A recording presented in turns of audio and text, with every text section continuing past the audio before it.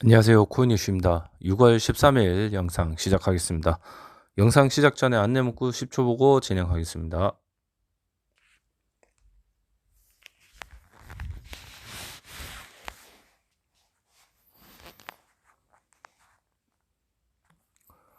지금 비트는 아직 뭐 크게 많이 못 올라갔고, 지금 최근에 좀 올라갔던, 떨어진 다음에 먼저 스타트를 했던 코인들 상태를 한번 보겠습니다.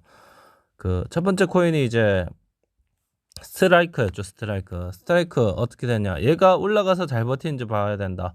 첫날에는 올라가서 좀 버티고 두 번째 날에 상승이 왔는데 지금 보면 거의 다 내려왔어요. 이렇게 내려왔습니다. 그렇기 때문에 아직은 이 비트코인 시장, 업비트 안에 있는 코인들은 아직 올라갈 생각이 없다. 세력들도 올릴 생각이 없다. 그렇게 보시면 되고, 어, 다른 코인도 어떻게 흘러가고 있는지 보겠습니다. 다음 코인이 어거였죠. 어거가 여기 있죠. 어거도 살짝 올리는가 싶더만 초반에는 좀 먼저 달려갔지만 시간이 지나니까 다시 내려왔습니다. 예. 그리고 그 다음이 던 프로토콜이었죠. 던 프로토콜 한번 보면 던 프로토콜도 어거랑 비슷한 차트가 나왔죠. 올렸다가 다시 내리는. 예. 그렇기 때문에 여러분들이 아직까지 뭐 밑에서 사긴 했지만, 여기서 사긴 했지만 어떻게 해야 된다? 막 큰 기대는 하지 말아야 됩니다.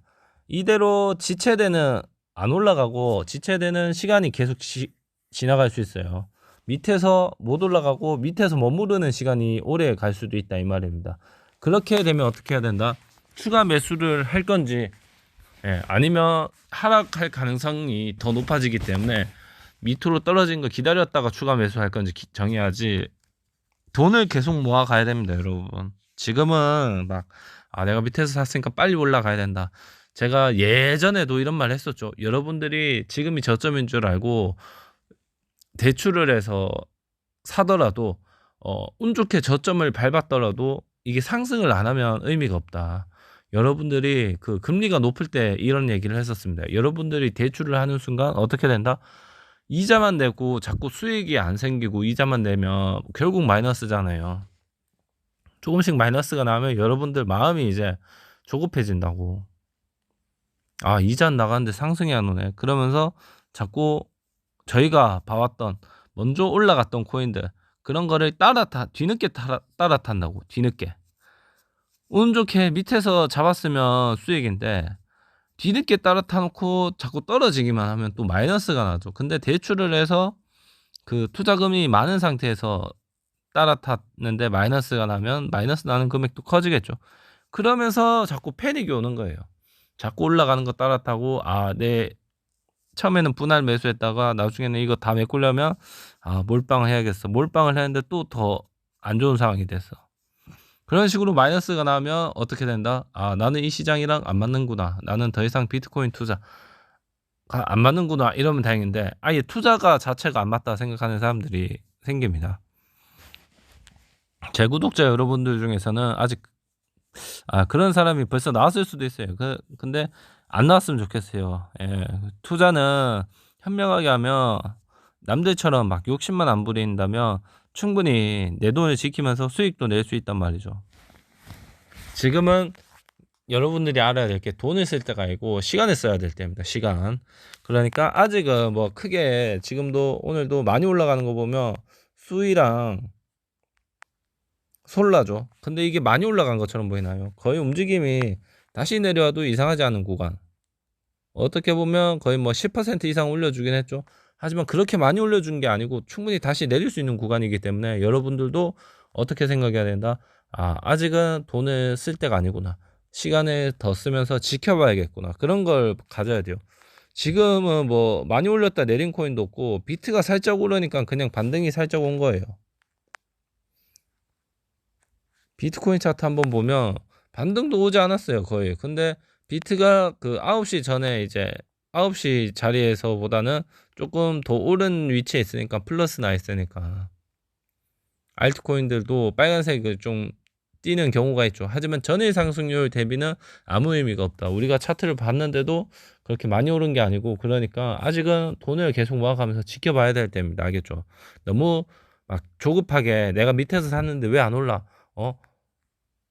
지금 안 오르면 굳이 살 필요 없잖아. 또 올라가는 힘이 없으면 떨어질 거 아니야. 이러면서 팔 생각하지 말고 언제 어디서 올라가고 언제 어디서 더 내려갈지는 아무도 모릅니다. 그렇기 때문에 어느 정도 선진입을 했고, 그리고 몰빵은 안 했기 때문에 더 떨어지더라도 추가 매수할 수 있는 돈을 남겨놨죠, 저희는. 그리고 어떻게 해야 된다? 그리고 밑으로 안 떨어지면 위로 회복하면서 시장이 점점 회복해. 점점 좋아져. 그러면 이제 남은 돈은 날린 거네. 남은 돈도 그냥 다 밑에서 몰빵했어야 되는데. 물론 올라가는 차트를 보면 이렇게 생각할 수가 있어요. 하지만 올라간다면 단타를 치면 됩니다, 그 돈으로. 자꾸 밑에서 못 샀다고 막 울상직일 필요가 전혀 없다, 알겠죠? 일단 1시간 봉은 떨어진 이후로 다시 또 상승하나 싶었는데 다시 또 원래 자리까지 내려왔고, 이렇게 되면 올라가는 힘이 없기 때문에 더 떨어질 확률이 높은 자리예요, 지금.